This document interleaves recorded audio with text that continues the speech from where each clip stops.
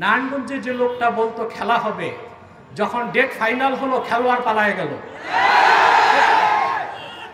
আমি আরেকটি কথা বলবো, শুধুমাত্র ছাত্র জনতার আন্দোলনে এই অভ্যুত্থান হয় নাই। সুদীর্ঘ 15 বছর হেফাজতের নেতৃবৃন্দ কারাবরণ করেছে। শাপলা চত্বরে আমার দেশের কওমি মাদ্রাসার তরুণ সন্তানরা জীবন উৎসর্গ করেছে। ভারতীয় আধিপত্যবাদের বিরুদ্ধে, মোদী বিরোধী, ভাস্কর্য বিরোধী আন্দোলনে বাংলাদেশের ইমানদাররা, ইসলামপন্থীরা জীবন দিয়েছে। সেই ক্ষোভ বিস্ফোরণের আকারে বহিঃপ্রকাশ ঘটেছে ছাত্র আন্দোলনের মাধ্যমে।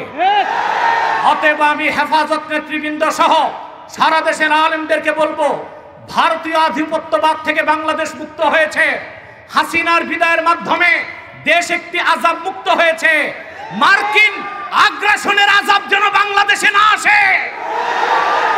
ইউনূস সাহেবকে বলে দিচ্ছি, আলেম ওলামা পীর মাশায়েখদের সিদ্ধান্তের বাইরে যুক্তরাষ্ট্রের কোন এজেন্ডা বাংলাদেশে বাস্তবায়ন করতে দেওয়া হবে না।